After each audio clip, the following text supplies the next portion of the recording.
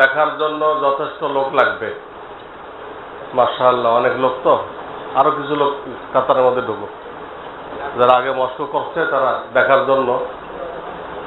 আজকে রুকুতে শুরু হবে, তবু আমি আগের থেকে বলতেছি। হ্যাঁ, আমাদের সব পায়ের পাও ঠিক আছে কিনা? পায়ের আঙ্গুল পুরাপুরি কিবলার দিকে, দুই পায়ের মাঝখানে কষ্ট না হইলে 4 আঙ্গুল ফাঁক, কষ্ট না হইলে 4 আঙ্গুল ফাঁক। যাদের কষ্ট হয় তারা 1 বিঘাত পর্যন্ত ফাঁক করতে পারবে, কষ্ট হলে 1 বিঘাত পর্যন্ত ফাঁক করতে পারবে। ইকামতের সময় হাত ছেড়ে দিয়ে থাকতে হবে। ইকামত যখন হয় হাত বাঁধা যাবে না, ইকামতের উত্তর দিতে হবে। ইকামত শেষ, এখন কান বরাবর হাত তুলি আমরা,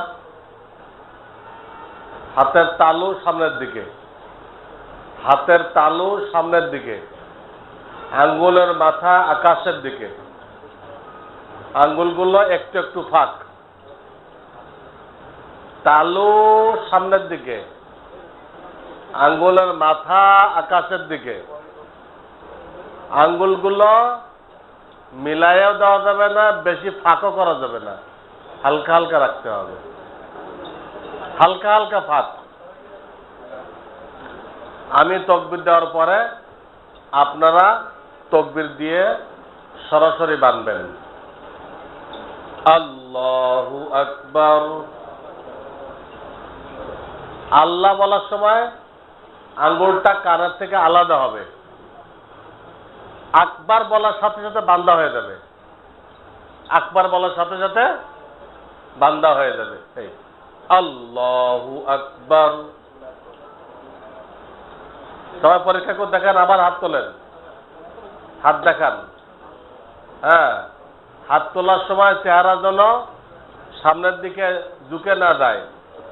হাত তোলার সময় চেহারা কিবলার দিকে, নজর সিজদার জায়গায়। হাত তোলার সময় চেহারা কিবলার দিকে, নজর সিজদার জায়গায়। এইভাবে হাত তোলেন। এইবার আমি আল্লাহু আকবার বললেন, আপনারা সরাসরি বাঁধবেন, হাত ঝুলাই দিবেন না। আল্লাহু আকবার। নাভির নিচে বাঁধতে হবে। ডাইন হাতের কিনারের 2 আঙ্গুল দিয়ে বাম হাতের কবজি ধরতে হবে। ডাইন হাতের কিনারের 2 আঙ্গুল দিয়ে বাম হাতের কবজি ধরতে হবে এবং হাত বাঁধা অবস্থায় যতটা নামানো যায় পুরাটা নামাই দিতে হবে। হাত বাঁধা অবস্থায় যতটা নামানো সম্ভব পুরাটা নামাইতে হবে, যেন হাতটা নাভির নিচে যায়। হাত বাঁধার পরে হাত যেন নাভির নিচে যায়। ঘড়ি ডাইন হাতে পড়তে হবে, আর না হাত বাঁধা যাবে না।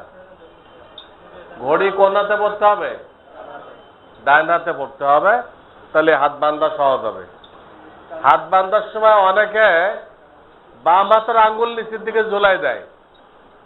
হাত বাঁধার সময় অনেকে বাম হাতের আঙ্গুল নিচের দিকে ঝুলাই দেয়, সেটা হবে না। এক হাতের উপরে আর এক হাত, কোনটা নিচে ঝুলাই দেওয়া যাবে না। তাহলে হাত বান্ধা হয়ে গেল। এরপরে যা কিছু পড়ার আছে, সূরা কেরাত বা ইমামের পিছনে শুধু থানা, এইগুলো এমন ভাবে পড়তে হবে যেন ঠোঁট জিহ্বা হালকা হালকা লড়তে থাকে আর হালকা হালকা আওয়াজ নিজের কানে আসে। নামাজে চুপে চুপে যা কিছু পড়ার আছে এমন ভাবে পড়তে হবে যে টান টন যা আছে, কোরআন তেলাওয়াতের ফর্মুলা, এগুলো ঠিক থাকবে এবং অতি হালকা আওয়াজ নিজের কানে আসবে, অন্যকে ডিস্টার্ব করবে না, শুধু নিজে শুনবে। এইভাবে পড়তে হবে। কথাটা এই জন্য বললাম, অনেকে এই মাঝখানে লোক বেশি হয়ে গেছে, তোমরা বসে পড়ো, আমি তোর কথা বলি তো বসে পড়ো। অনেকে অনেকে মুখ বন্ধ করে নামাজ পড়ে, পুরা নামাজে ঠোঁট বন্ধ রাখে। ঠোঁট বন্ধ করে পড়লো কেমনে? পড়া সম্ভব? আরবি হরফের সম্পর্ক ঠোঁটের সাথে। ঠোঁট লড়াচড়া করলে অক্ষরগুলো সৃষ্টি হয়। ঠোঁট একদম অফ রাখছে, তুই পড়বে কেমনে? এই জন্য এটা ভুল। আচ্ছা, এখন আমার উঠতে হবে, আমি রুকুর কথা বলতেছি। বর্ষাওয়ালারা আবার সবাই উঠে রুকু দেখতে হবে। আমি তাকবীর দিলে সবাই আপনার রুকুতে যান। আল্লাহু আকবার। পাও সোজা রাখতে হবে। পাও সোজা রাখার তরিকা কি? বডির ঝোঁক সামনের দিকে আনতে হবে। বডির ঝোঁক সামনে আনতে হবে, তাহলে পাও সোজা হবে। হাত যে হাঁটুকে ধরবে, আঙ্গুলগুলো ফাঁকা থাকবে, হাত একদম সোজা থাকবে, কোমর এখানে বাঁকা হবে না, কোমর এখানে বাঁকা হবে না। মাথা, পিঠ, কোমর এক অ্যাঙ্গেলে থাকবে। ঘাড়কে মোমের মতো নরম করে দিতে হবে। ঘাড়কে মোমের মতো নরম করে দিতে হবে। মাথা, পিঠ, কোমর এক বরাবর। পিঠের দিকে আরো উঠবে, কাঁধের দিকে আরো উঁচা হবে। কোমরের দিকে উঁচা রয়ে গেছে, এদিক আরো উঁচা করার দিকে। নজর দুই পায়ের মাঝখানে। তাহলে কি বললাম? বডির ঝোঁক সামনে এনে পাও সোজা করতে হবে। হাত পুরা সোজা, কোনোই বাঁকা না। আঙ্গুল ফাঁকা করে হাঁটু টাইট করে ধরতে হবে, টাইট করে ধরতে হবে, আস্তে আস্তে না। মাথা, পিঠ, কোমর এক সমান করতে হবে। মাথা, পিঠ, কোমর এক সমান করতে হবে। নজর দুই পায়ের মাঝখানে রাখতে হবে। নজর, দৃষ্টি তিনবার পড়তে হবে। সুবহান রাব্বিয়াল আযীম তিনবার পড়তে হবে। এখন আমি তাকবীর দিলে আপনারা উঠবেন, উঠে সামি আল্লাহ বলবেন। আল্লাহু আকবার। ইমাম সাহেবের না, ইমাম সাহেব কি বলবে? আপনারা আবার রুকুতে যান। আমি সামি আল্লাহু লিমান হামিদা বললে আপনারা উঠবেন, উঠে আপনারা কি বলবেন? রব্বানা লাকাল হামদ। এই এনার তো ঠিক হয় নাই, এনার এই কান্দের সাইডটা নিচু হয়ে যেতেছে। মাথা উঁচু করতে হবে, কান উঁচা করতে হবে, যাতে কোমরের সাথে মিল হয়।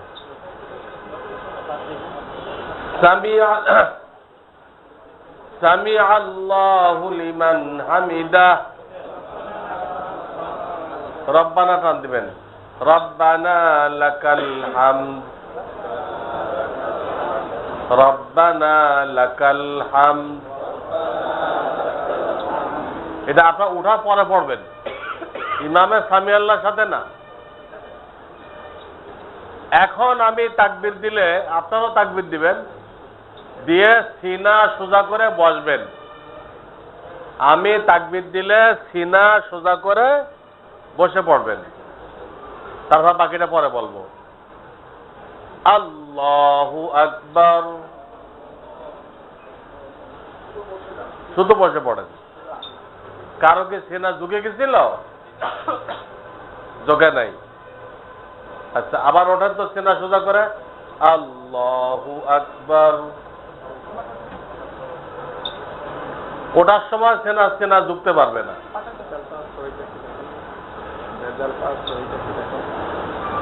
হ্যাঁ, আবার আল্লাহু আকবার।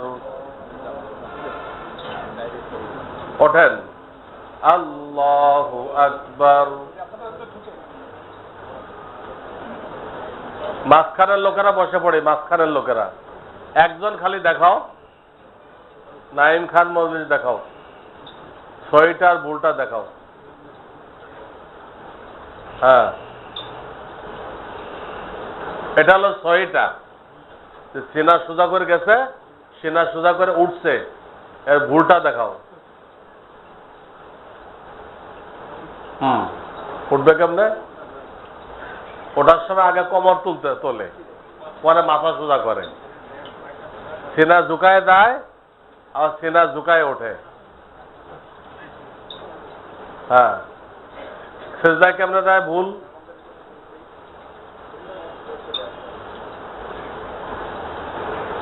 আর ভুল ওঠে কেমনে? ওই যাওয়ার পথে একটা রুকু হয়ে গেছে, উঠার পথে আর একটা রুকু হয়ে গেছে। এক রাকাতে রুকুর কয়টা হলো? 3টা হয়েছে। আল্লাহ হুকুম দিয়েছেন কয়টা? একটা। এই বেশটির 2টা রুকু আমাদের বাদ দিতে হবে। তাহলে আজকে আপনাদেরকে দেখানো হলো রুকু, আর রুকুর থেকে সিনা সোজা করে বসা, সিনা সোজা করে দাঁড়ানো, এটা আপনাদেরকে দেখানো হলো, ঠিক না? খালি দেখানো না, আপনাদেরটাও তো দেখা হয়েছে। সামনের মাহফিলে ইনশাআল্লাহ সিজদার থেকে আমরা আগে বাড়বো। দোয়া করেন, বসে পড়েন।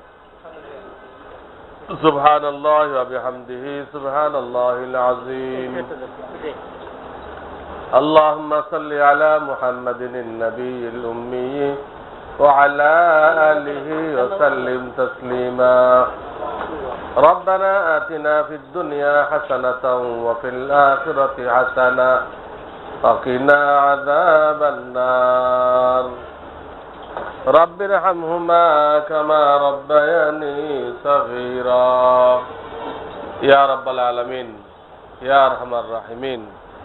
মেহেরবানি করে আমাদের সকলকে তোমার প্রিয় নবীজির সুন্নতের জন্য কবুল করে নাও। হে আল্লাহ, আমরা নিজেরা সুন্নত অনুযায়ী প্রত্যেকটা কাজ করতে পারি এবং তোমার বান্দাদের কাছে সুন্নতের দাওয়াত পৌঁছাইতে পারি। আল্লাহ, এর জন্য আমাদেরকে কবুল করে নাও, আমাদের আওলাদদেরকেও কবুল করে নাও, আমাদের জান মাল ইজ্জত আওলাদ তোমার দ্বীনের জন্য, তোমার নবীর সুন্নতের জন্য আল্লাহ তুমি কবুল করে নাও। এ আল্লাহ, শুক্রবার এই টাইমে বেলা ডোবার সময় দোয়া কবুল হয়। আল্লাহ, এই টাইমে আমরা তোমার দরবারে হাত তুলেছি। আল্লাহ, আমাদের সকলের দোয়াকে কবুল করে নাও। এই ফিতনার জামানায় আমাদের সকলের ঈমান হেফাজত করার তৌফিক দান করো, আমল হেফাজত করার তৌফিক দান করো। আমাদের হালাল রিজেকে বরকত বাড়ায় দাও, গুনাহ থেকে বাঁচার তৌফিক দান করো। হে আল্লাহ, যার যে পেরেশানি আছে সব পেরেশানি দূর করে দাও। হে আল্লাহ, হে আল্লাহ, হে আল্লাহ, আমাদের সকলের জন্য তুমি দিনদারি নসিব করো। আমাদের পরিবারের সকল সদস্যকে দিনদার বানায় দাও। তোমার হাবিব যত কল্যাণ চেয়েছেন আমাদেরকে দান করো, যত মুসিবত থেকে মুক্তি চেয়েছেন মুক্তি দান করো। বাংলাদেশকে ইসলামের দেশ বানায় দাও, খায়র বরকতের দেশ বানায় দাও। এখান থেকে কুফরি শিরকি কর্মকাণ্ডকে হে আল্লাহ তুমি বন্ধ করে দাও। মসজিদ মাদ্রাসা দিনদার লোকদের অবস্থানকে আরো মজবুত করে দাও। হে আল্লাহ, আমাদের যার যখন তোমার দরবারে যাওয়ার সময় হয়, হে আল্লাহ, আমাদেরকে ঈমানের সাথে কালেমার সাথে যাওয়ার তৌফিক দান করিও। রব্বানা তাকাব্বাল মিন্না ইন্নাকা আনতাস সামিউল আলিম ওয়া তুব আলাইনা ইন্নাকা আনতাত তাওয়াবুর রহিম। সুবহান রাব্বিকা রাব্বিল ইজ্জাতি আম্মা ইয়াসিফুন ওয়া সালামুন আলাল মুরসালিন আলহামদুলিল্লাহি রাব্বিল আলামিন। আমিন। এখন আমরা মসজিদে চলে যাই, মাগরিব নামাজ পড়ে আবার ইনশাআল্লাহ আমরা এখানে চলে আসব। আরো কিছু আলোচনা হবে, আপনাদের জন্য কিছু আপ্যায়নেরও ব্যবস্থা আছে। তো মাগরিবের পরে বাকি আলোচনা, আপ্যায়ন, এরপরে ঈশার নামাজ পড়ে সবাই ছুটি। সুবহানাল্লাহি ওয়া বিহামদিহি